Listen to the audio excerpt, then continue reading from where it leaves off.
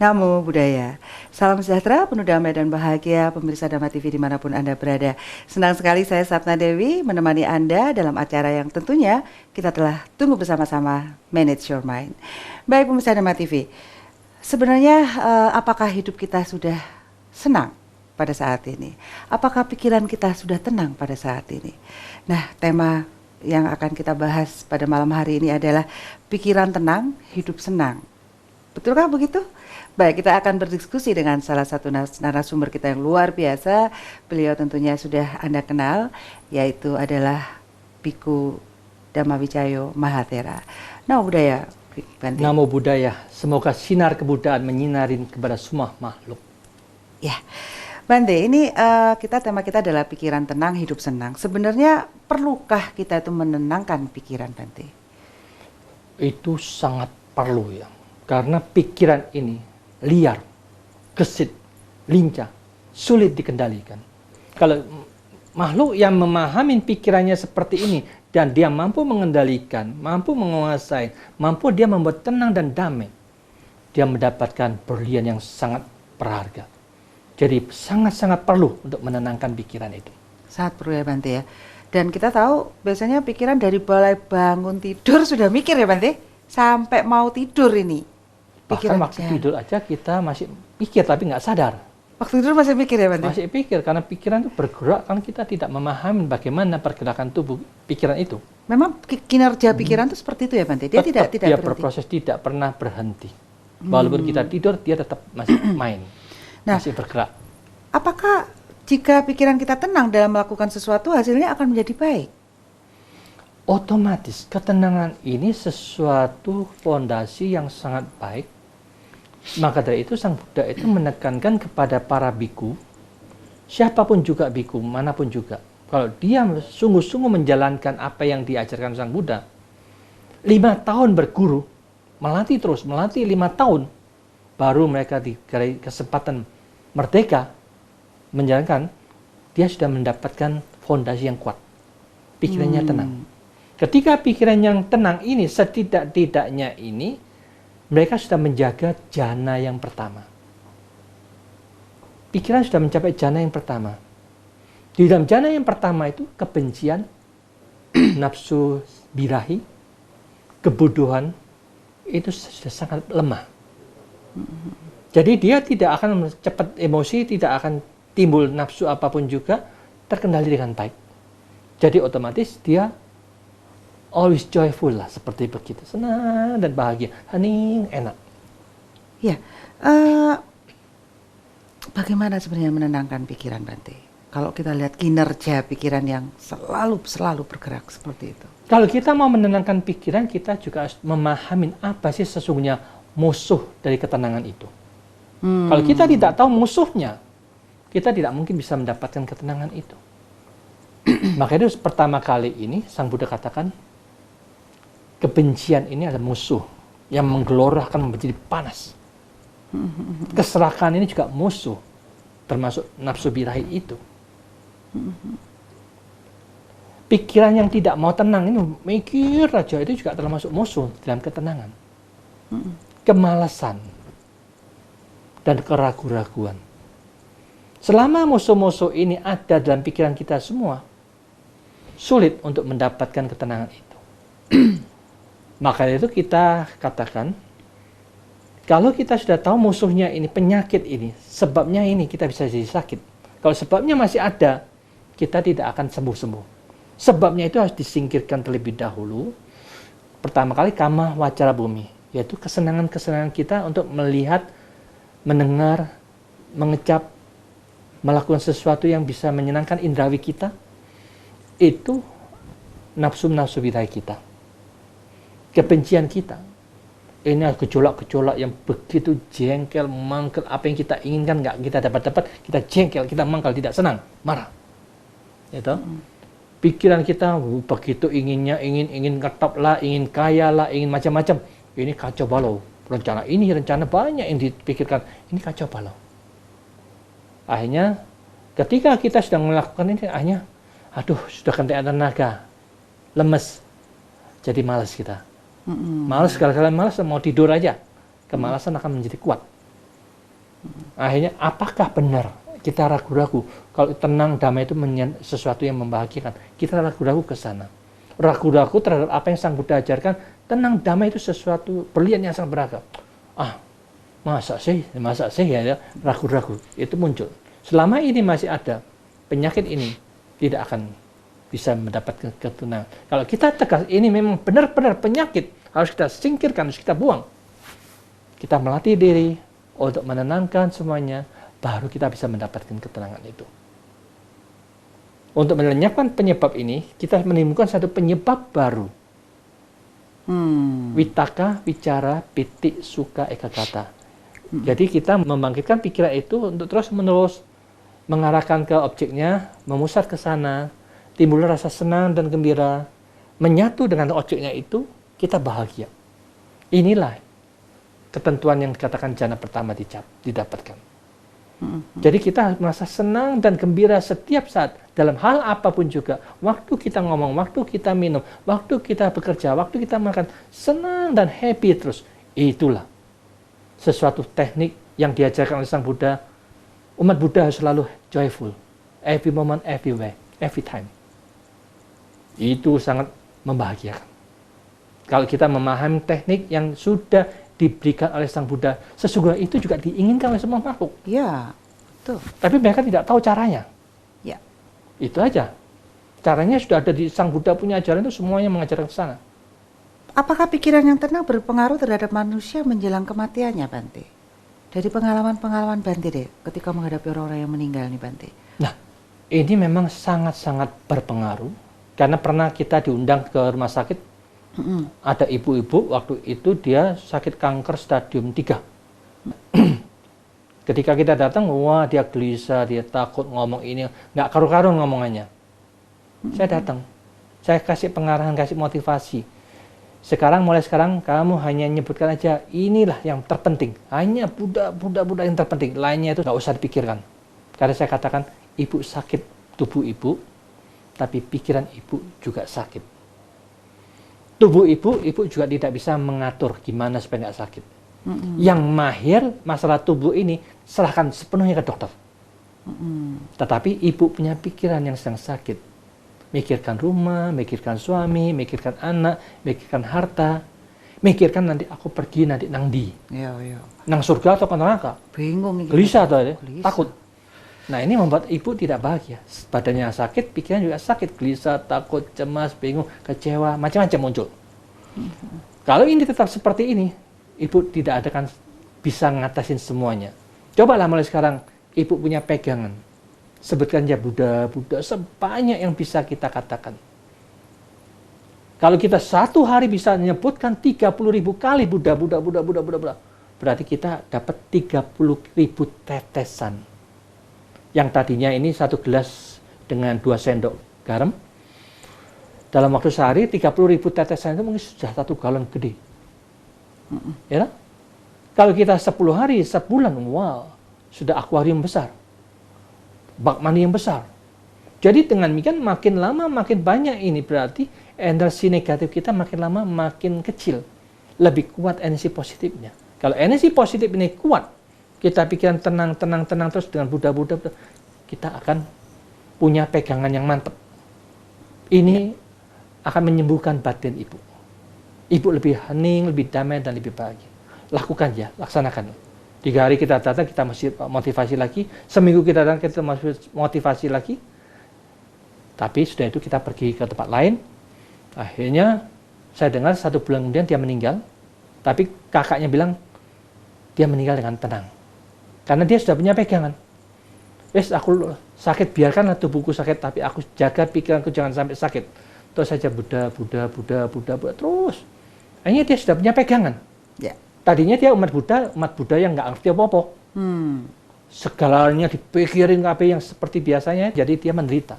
Ya. Ketika dikasih ketenangan, teknik tenang ini, dia jalankan, dia tenang.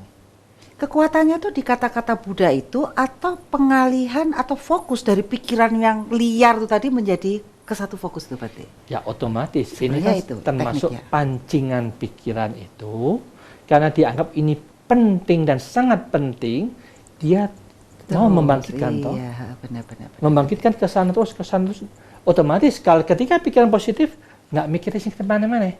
Aduh, kok aku mati, omaku kepiye, sing sana tokoku kepiye, duitku yang sekian juta kepiye ya toh.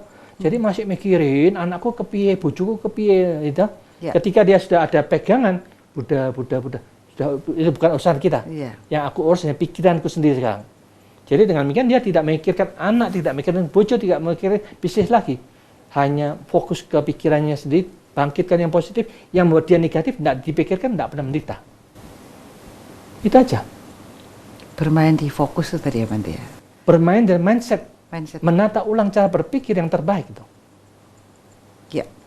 Sebenarnya meditasi apa yang paling baik untuk menenangkan pikiran Bante? Ada jenis-jenis meditasi nggak? Sebentar, saya jawab dulu Bante. Baik pemirsa Dhamma TV, pelajaran kita semakin dalam ini. Jangan kemana-mana karena kita akan ketemu lagi setelah satu ini. Baik pemirsa Dhamma TV, selamat malam bagi Anda yang berada di luar Malang seperti di Kediri, Tulungagung, Jombang, mungkin Blitar, Banyuwangi mungkin bisa menangkap kami. Selamat malam karena Anda telah memutar channel kami. Baik, tentunya kita masih di acara Manage Your Mind bersama saya Satna Dewi dalam suatu tema pikiran tenang, hidup senang. Baik Bante, kita tadi yang saya ingin tanyakan adalah meditasi apa yang paling baik untuk menenangkan pikiran sih sebenarnya Bante? Nah sesungguhnya meditasi itu kalau Sang Buddha punya pengarahan itu 3 faktor. Yaitu tergantung usaha, perhatian, dan konsentrasi. Usaha, perhatian, konsentrasi. Tetapi kita punya 3 faktor ini salah. Salah semua. Usaha kita itu waktu, tenaga, dan pikiran selalu keluar. Ngurusin masalah bojo, anak, utang piutang, kerjaan, banyak faktor. Iya. Yang menyebabkan perhatian juga ke hal-hal itu. Sebentar ke rumah tangga, ke anak-anak, ke utang piutang, ke bisnis kita. Ini menyebabkan kita bisa jengkel, bisa takut, bisa khawatir, bisa cemas, bingung, stres, kecewa, macam-macam muncul yang negatif, nggak pernah tenang. Ya. Maka dari itu kita sekarang kalau sudah memahami seperti ini, yang salah ini kita perbaikin. Kita berusaha dengan sungguh-sungguh untuk memperhatikan pikiran kita sendiri, supaya pikiran ini jadi positif itu gimana? Supaya pikiran ini jadi baik itu gimana? Supaya pikiran ini menjadi lebih tenang itu gimana? Kita cari ke dalam diri kita sendiri. Tetapi kalau kita cari, kita bingung. Lebih baik ngikutin aja seperti Sang Buddha katakan. Kita pancing pikiran ini dengan satu objek. Dengan menyebutkan Buddha terus menerus. Buddha. Berusaha pikirannya itu memperhatikan Buddha terus. Akhirnya pikirannya fokus ke Buddha, itulah membuat kita tenang. Jadi dengan demikian setiap saat jalan, berdiri, olahraga, lari di mobil, jaga toko, ngepel, nyapu, macul, segalanya dalam batin Buddha. Siapapun yang mengembangkan Buddha seperti ini, berarti dia menekankan eling waspada terus.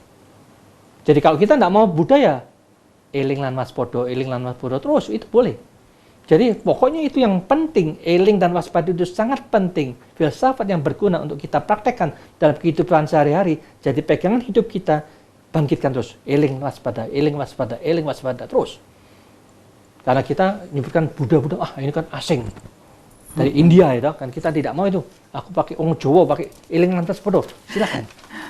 Bante, banyak pengalaman kita memang kadang-kadang kalau ya namanya manusia nggak semua waktunya adalah sadar loh Bante. Sebagus-bagusnya kan kadang sadar, kadang nggak sadar lagi. Gimana Bante kepiawaian kita ini untuk membuat hidup kita tetap senang nih Bante? Ya itulah. Jadi kita memang harusnya mulai saat ini kita masing-masing itu selalu membangkitkan senang dan gembira terhadap apapun yang sedang kita kerjakan. Ini penting. Dari situ baru kita semangat toh. Kalau kita mau mengerjakan sesuatu, misalkan mau baca buku. Kalau mau baca buku gak seneng, posisi buku males kan langsung kelihatan. Tapi sebelum kita membaca, wah ini ajaran Sang Buddha bagus ini, senang toh. Karena aku dengarkan ceramah Sang Buddha itu bagus, aku senang baca. Ketika senang dan gembira akan semangat untuk membaca. Semangat untuk membaca. Semangatnya bukan cuma saat ini. Jadi semangatnya terus. Tiap hari baca selembar, 2 lembar, selembar, 2 lembar terus.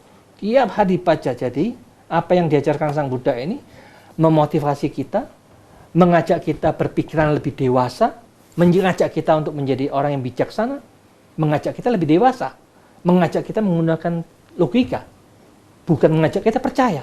Kalau kita mengajak dipercaya, itu cocok untuk anak kecil. Ya. Kalau orang dewasa tidak membutuhkan untuk percaya, mereka logikanya tuh gimana? Gitu. Kalau mereka tidak logika, dibuang aja.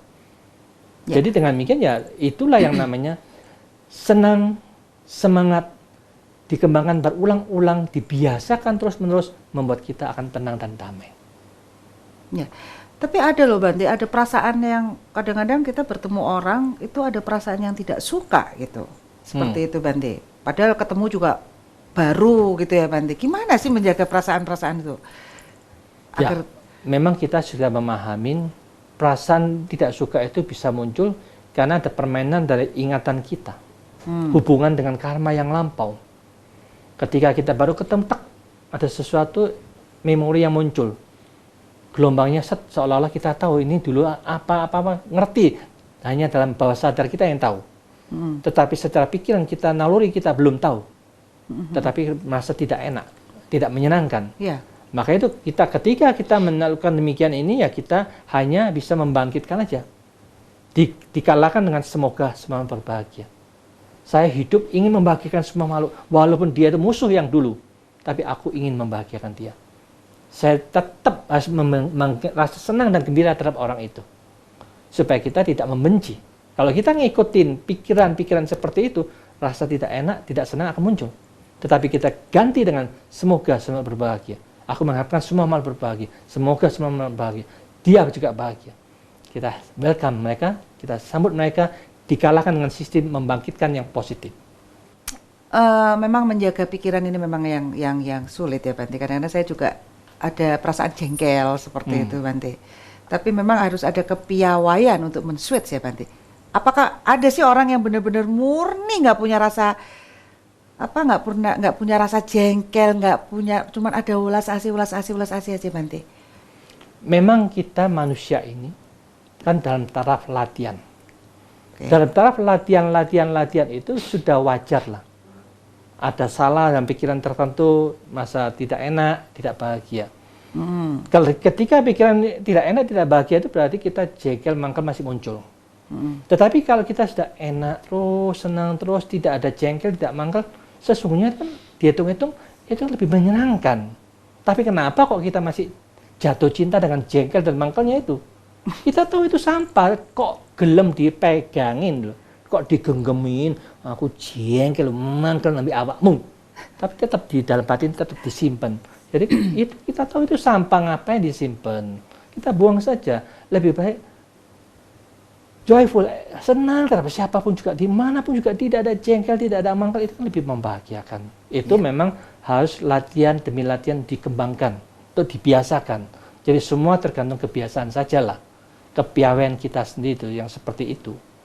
Kalau mau ngomong untung rugi ya untung yang selalu senang, selalu enjoy itu aja Bante. Ya, kita kan orang bijaksana itu ada pilihan toh. Cara berpikir itu harus bijaksana. Kalau kita punya cara berpikir ini senang, hening, tenang, damai, dan bahagia terus. Ini masih terkadang jengkel, terkadang takut, terkadang khawatir. Ini gak enak ini. Orang enak. Karena kita ngalami sendiri. Yang tenang, yang hening seperti ini. Yang jengkel, yang mangkel, yang tidak senang seperti ini. Itu namanya datang, lihat, membuktikan kebenaran itu.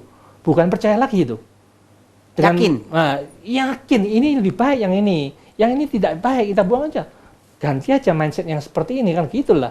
Tata cara menata ulang pola berpikir dibandingkan sendiri. Bukan dipercaya, tidak. Harus kita merasakan sendiri, toh. Itu datang, lihat, buktikan. Vini, vidi, vici. Begitulah. Itu dari bahasa Pali, ehi pasiko, datang, lihat dan buktikan. Ya, Bante. Tapi kadang-kadang gini Bante, ada orang berpikir begini, dia sedang mendekati seseorang misalnya, aduh alangkah senangnya kalau saya mendapatkan dia gitu Bante. Bagaimana ternyata kalau dia nggak dapetin, padahal ada hasrat ya. Ini hasrat sebenarnya Bante ya. Ini hasrat sebenarnya. Nggak boleh sebenarnya hasrat ini. Menikahi dia gitu maksudnya. Ingin mencari jodoh. Oh, alangkah senangnya kalau saya mendapat dia. Ternyata nggak dapat juga gitu Bante. Jangan jawab dulu Bante. Kita akan bicarakan secara serius. Baik, jangan kemana-mana. Kita akan kembali setelah satu ini. Baik, pemirsa Dharma TV, tentunya masih bersama saya Sapna Dewi di acara Manage Your Mind, dan tentunya narasumber kita adalah Biku Dhamma Wijaya Mahatera. Baik Bante, ini perkara kesenangan ini Bante. Kesenangan ketika kita seseorang mendekati seseorang untuk mendapatkan, mencari jodoh. Alangkah senangnya ketika saya mendapatkan dia, tapi ternyata tidak dapat juga, atau ternyata miliknya orang gitu Bante. Gimana Bante? Ya, inilah kalau kita perhatikan dunia ini memang seperti ini. Mereka hanya mencari sesuatu yang mereka ingin dapatkan. Itu yang selalu dibicarakan. Aku dapatnya apa? Kalau aku mendapatkan ini, aku akan bahagia. Ternyata kenyataannya, ya kita bilang jujur aja. Ternyata manusia yang sudah mendapatkan, nggak pernah puas-puas. Inilah yang dikatakan bahwa nafsu keinginan sesuai dengan keinginan tidak pernah ada puasnya. Walaupun kita nanti dapat segunung Semeru, emas semuanya, tetap kita masih ingin dapat 10 gunung Semeru. Sudah dapat gunung 10, masih kurang puas. 100 gunung Semeru. Beginilah keserakan manusia, tidak ada batas kepuasannya. Maka dengan demikian, itu bukan sesuatu yang membahagiakan. Maka dari itu Sang Buddha katakan, mengejar nafsu-nafsu kesenangan indawi ini, seperti kita yang sedang kejegur sumur, pas megang oyot-oyotnya, ada tetesan madu. Wah, senang tetes. Tapi kita tidak tahu sekuat berapa kita bisa nahan itunya. Ya. Tetapi di situ kelihatan ada tikus yang sedang menggigit ini akar-akarnya. Kapan terputus jatuh ke bawah, ada buaya yang sudah siap nyaplok kita. Jadi dengan demikian itulah waktu-waktu sangat mepet, kesenangan-kesenangan ini yang sebentar yang ingin kita dapatkan, tapi waktu kita terbatas, sebentar lagi kita akan mati. Maka itu perlu direnungkan bahwa ini bukan sesuatu yang harus kita cari, ya toh? Karena kita paham, kita jujur aja, orang yang ganteng, seganteng apapun juga, yang secantik-cantik apapun juga, ternyata dia juga menderita kok, sama. Yang ganteng juga menderita, yang cantik juga menderita. Kawin, ganteng ketemu cantik, cantik ketemu ganteng. Dikira meringankan penderitaannya, loh, kok tambah podo khawatirnya. Sing wedok khawatir bojone sing lanang, waduh bojoku ganteng, wedi kok dijupuk wong wedok lain. Sing suami juga wedi, wah bojoku sing cantik luar biasa, takut dan khawatir engko direbut oleh laki-laki yang lain. Jadi takut dan khawatir akan muncul. Ternyata mendapatkan yang terbaik pun juga tidak membahagiakan. Takut dan khawatir bisa muncul. Itu bukan jaminan akan kebahagiaan. Jadi itulah Sang Buddha katakan, apapun yang kita dapatkan yang di dunia ini, ternyata semuanya masih ada duri-durinya. Kalau kita salah pegang, kita akan sakit. Maka itu kita harus hati-hati untuk memegang apapun juga yang masih ada durinya. Dengan kehati-hatian, kepiawaian kita memegang itu, jangan sampai mengena durinya, kita tidak menderita. Kalau kita salah memegang sedikit, kitalah yang akan menderita sendiri. Jadi dengan demikian, itu perlu ditanyakan ke dalam diri kita sendiri. Kalau kita mendapatkan ini, apakah benar-benar aku akan bahagia? Akibatnya apa nanti kalau sudah dapat ini? Betul kan kita? Kalau tidak dapat gimana? Jadi semuanya dievaluasi lagi. Jadi supaya kita bisa hidup senang dan bahagia, apapun dapat atau tidak dapat, tetap happy. Nah itu yang penting toh. Ya. Itulah perlu kepiawaiannya di dalam mengatur semuanya itu. Ada yang sudah punya mobil 15 masih pengen nambah koleksinya Bante, berderet. Apalagi nanti di Jakarta ada genep ganjil. Jadi tambah lagi nanti mobilnya 15 ya? Lagi. Yang genep punya, yang ganjil punya? Ya, begitulah. Aduh, Bante, tambah macet, tambah nggak karu-karuan ini Bante. Sulit juga ternyata yang mengatur ini Bante ya. Segitu banyak manusia, bagaimana mereka dengan cara berpikirnya yang bermacam-macam, dengan tujuan kesenangannya yang bermacam-macam Bante. Memang satu-satunya jalan ini sangat-sangat jelimet ya untuk mengatasi problema manusia ini. Maka itu alangkah baiknya Sang Buddha menekankan masing-masing orang itu harus memanage cara berpikirnya mereka masing-masing setiap saat. Bagaimana kita bersama-sama untuk bisa membangkitkan rasa senang dan bahagia terhadap apapun juga. Kalau kita bisa membangkitkan rasa senang dan bahagia terhadap apapun juga, termasuk para penceramah-penceramah agama manapun juga, kita bisa melihat ketika kita berpergian ke satu rumah, ke rumah itu ada anak kecil main biola, ngok ngek ngok ngek ngok ngek ngok. Wah, nggak enak, suaranya nggak menyenangkan. Jalan lagi ke rumah satu, ada bapak-bapak mainnya. Wah, ini masih merdu ini, enak. Ketahu-tahu ke satu hotel, di ruangan sana sedang memainkan musik begitu banyak, orkestra. Menyenangkan ini, menarik suaranya, kompak, pas. Suaranya merdu. Ini istilahnya, ada anak yang masih belum piawai dalam main biola, bapaknya ini piawai. Tapi yang main orkestra itu semuanya sudah piawai-piawai semua. Termasuk para agamawan itu mereka piawai-piawai untuk membicarakan yang bermanfaat untuk masyarakat. Siapapun yang mendengar, enak didengar. Dia enak atau tidak enak, bukan kita yang ngomong. Tetapi si pendengar itulah yang akan mendengarkan. Dia sudah piawai atau tidak piawai cara ngomongnya. Dengan demikian ya kalau kita anggap, wah enak, dia termasuk piawai. Kalau semua sudah piawai, tidak ada bentrokan. Saling memainkan musik yang saling menyenangkan, saling membahagiakan, masyarakat lebih semuanya damai dan bahagia. Iya Bante.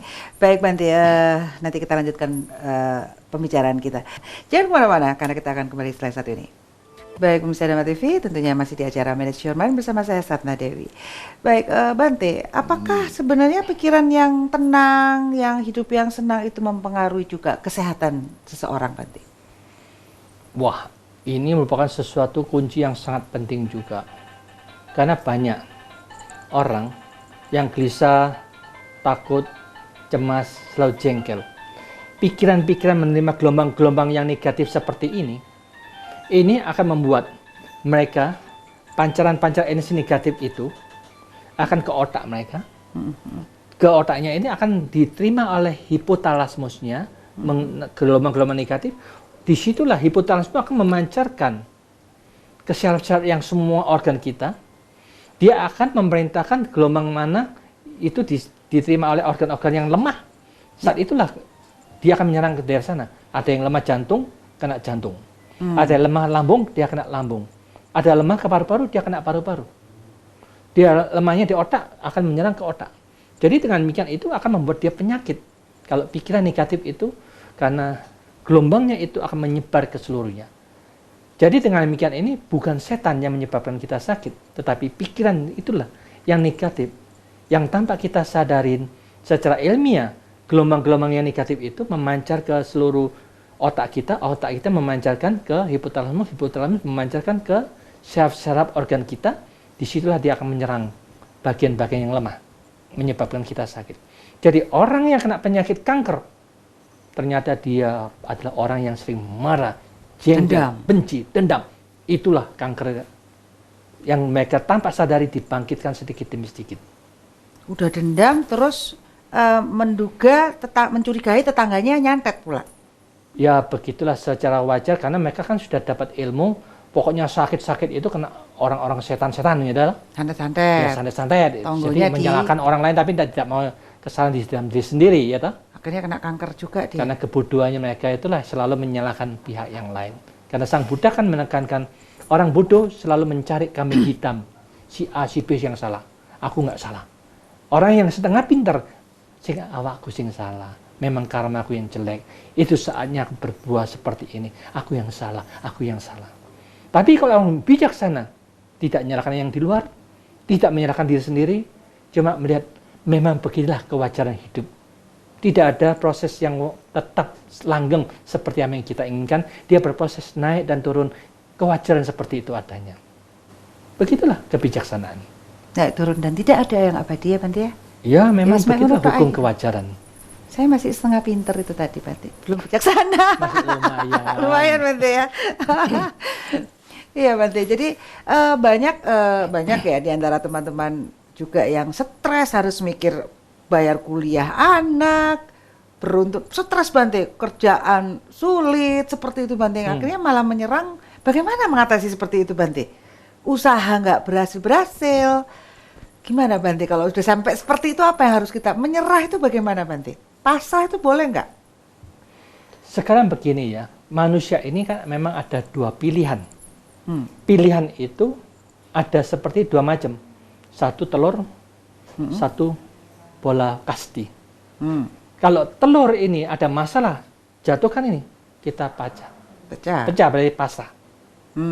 Tetapi kalau bola kasti makin berat masalah, dilempar makin dalam, dia akan loncat lebih tinggi, lebih semangat tuh.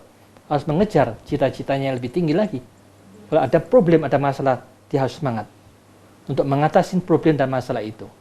Tetapi yang lebih penting, memang manusia itu tidak ada satupun mengatakan bahwa semua itu tergantung pikiran. Maka itu kalau ini gagal, ada yang ngeblok dalam batin dan pikiran kita. Maka itu ini harus diberesin dulu dalam batin dan pikiran supaya ini tidak ngeblok, tidak menghalangin apa yang kita inginkan itu supaya bisa lancar lagi. Jadi ini harus diredakan, dilatih dulu. Supaya setidak-tidaknya walaupun yang di luar belum beres, tapi aku sudah mampu membereskan pikiranku. Aku bisa menjaga pikiranku lebih tenang, lebih damai, always joyful, senang dan bahagia setiap saat. Walaupun yang di luar masih belum beres, 50% sudah beres. Daripada yang di luar nggak beres, batin juga nggak beres, dua-duanya nggak beres. Ya. Mana yang lebih kita perlukan? Orang bijaksana otomatis yang di luar memang tidak pernah ada satupun yang beres. Setidak-tidaknya dalam batinku 50% sudah aku bereskan. Aku tetap mantap, kokoh, seimbang, damai dan bahagia. Itulah cara yang terbaik. 100% bisa kita atasin. Walaupun 1% masalah-masalah di dunia masih belum diatasin, kita masih untung 99%. Jadi tidak rugi. Kalau kita yang di luar 1% itu nggak beres, batin kita juga gelisah, takut, cemas, jengkel, frustasi, stres. Ini juga 100% nggak beres. Kerugian kita 200%.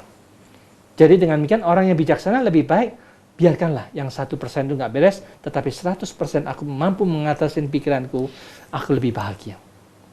Aku berjuang semampu kita. Dengan demikian akan bisa kita atasi dengan cara begitu. Mana yang lebih penting? Yang terpenting itulah yang kita bereskin. Pikiran ini yang penting. Kita tata ulang cara berpikir kita supaya lebih damai dan lebih bahagia. Walaupun yang 1% masih belum beres-beres. Ya kita usahakan, usaha terus. Seperti itu. Bante, ini ada kasus Bante, suami istri, suami tidak bekerja, istri harus berjuang sendiri, seperti itu Bante. Kemudian ya memang suami ini sudah berusaha tapi ketipu terus Bante, seperti itu Bante. Nah akhirnya yang membuat si istri ini selalu menyalahkan si suami, seperti itu Bante. Dan tentunya di keluarga ini menjadi tidak tenang gitu hidupnya Bante, karena si istri bekerja sendiri menyalahkan suami berusaha ketipu terus. Bagaimana menghadapi hal-hal seperti ini Bante? Ini fakta yang nyata di masyarakat ya, Bante. Memang kehidupan di dunia ini banyak kejahatan merajalela yang tidak kita ketahuin ya. Maka itu kita memang sebagai seorang businessman, pekerja apapun juga harus ekstra hati-hati. Jangan cepat percaya pada siapapun juga. Karena ini banyak sekali yang kita alami. Banyak umat yang cerita macam-macam. Karena ada satu umat waktu kita di Jakarta dulu, mereka bilang, Bante, kita punya uang 100 juta, saya masukkan ke invest sana, dia menjanjikan kita dapat 8% sebulannya. Lalu saya katakan, dia bisnis apa? Itu di Switzerland, gini. Wah itu diceritakan macam-macam. Saya katakan, kita tidak tahu, hanya gombalnya dia ngomong begini-begini, kita dapat 8%. Saya katakan, kalau memang mereka punya sistem begini, memang biasanya itu dia bisa menjalankan dengan benar. 6 bulan kasih 8%, 18, 6 bulan, kita sudah dapat 6 bulan. Wah betul ini. Wah kita bisa jual rumah, gadekan rumah, masukkan lagi 1 M. Gade rumah yang lagi 2M, masuk lagi. Karena kita percaya toh, 6 bulan, 1 tahun, 2 tahun. Jadi sesudah itu, bye-bye. Kita sudah jual mobilnya, jual rumahnya, jual apartemen kita. Semuanya sudah dijual.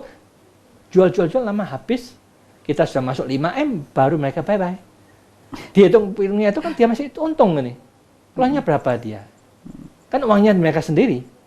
8%, Ya, dia mereka 50% sendiri. lah masuk balik. 50%, 50%.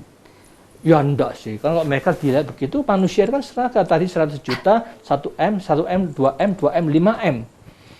Jadi yang ketika 5M baru masuk sebulan, dia sudah bye-bye. Amblas.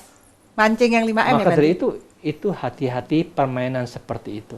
Jangan percaya dengan orang yang iming-iming hadiah yang besar, untung yang besar. Karena ini sesuatu kebohongan yang akan terjadi, lihatlah waktu nantinya.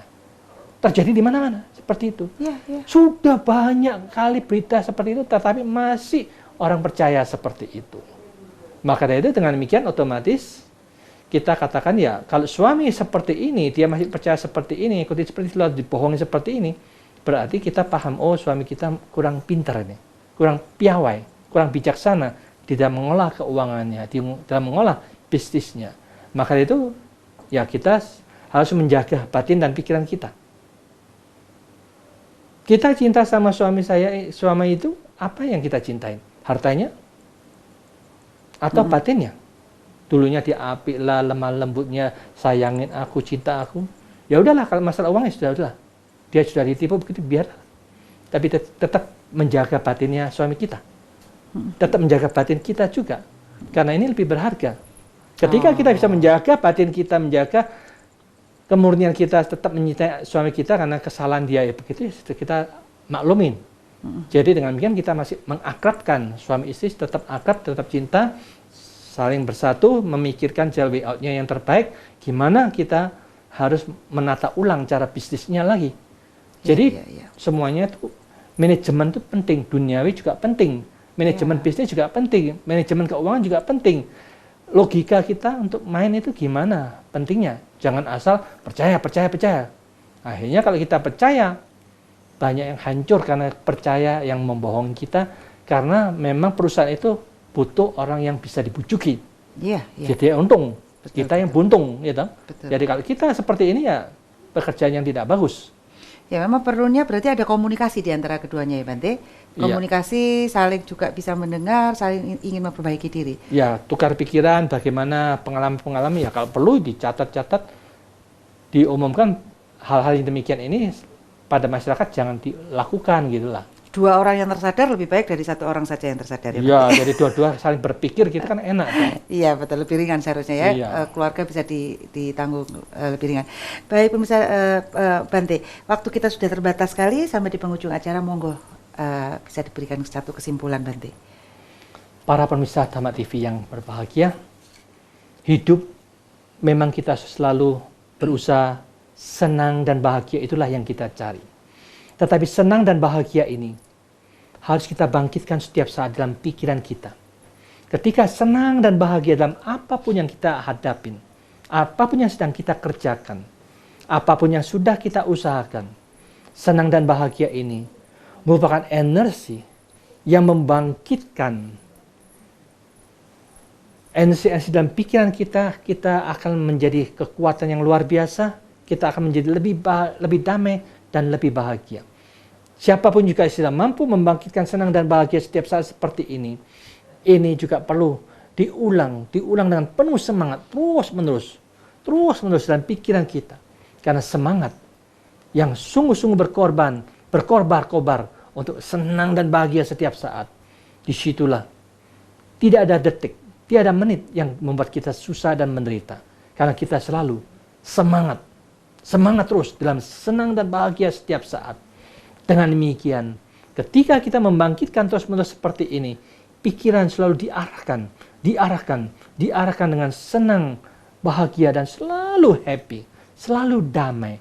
Dengan sistem seperti ini, wimangsa, kebijaksanaan kita, yang sungguh-sungguh yang kita harapkan memancarkan dalam pikiran kita. Karena orang yang bijaksana, Dia selalu senang, selalu happy, selalu joyful, selalu damai, selalu bahagia. Disitulah Anda telah memiliki teknik-teknik yang diharapkan oleh Sang Buddha. Senang telah Anda bangkitkan, penuh semangat telah Anda ciptakan. Pikiran-pikiran selalu terarah ke senang dan bahagia yang terus-menerus. Kebijaksanaan akan muncul bahwa inilah sesungguhnya yang kita cari bersama, yang selalu kita kembangkan, selalu bangkitkan, selalu timbulkan. Senang dan bahagia seperti ini tidak perlu kita mengeluarkan uang, tidak perlu kita percaya atau tidak percaya, tetapi tergantung kepandaian Anda tidak membangkitkan rasa senang dan bahagia itu. Tergantung semangat Anda yang berulang-ulang Anda bangkitkan dalam pikiran Anda. Tergantung arah dari pikiran Anda sendiri. Ketika pikiran diarahkan senang dan bahagia setiap saat, disitulah baru Anda sungguh-sungguh piawai. Tidak membangkitkan pola pikir senang, hening, damai, dan bahagia selalu ada dimanapun Anda berada. Itulah manfaat Anda memiliki pikiran telah Anda mampu kuasain, senang, bahagia, hening akan menjadi milik kita bersama. Ciptakan, laksanakan seperti ini. Dijamin kebahagiaan Anda akan menjadi milik Anda sendiri dimanapun juga Anda selalu berbahagia. Itulah harapan kita, semoga semua makhluk hidup berbahagia. Sekian, terima kasih. Ya, terima kasih Bante. Baik pemirsa Dharma TV, tentunya semakin piawai kita melatih batin kita, hidup akan menjadi lebih menyenangkan. Baik, kata kunci kita dalam mind, it's not everything, but everything is from mind. So, manage your mind. Saya Sapta Dewi beserta kru Dharma TV mengucapkan terima kasih, selamat malam, dan tentunya Sabe Sata Bawantu Sukitata. Semoga semua makhluk berbahagia.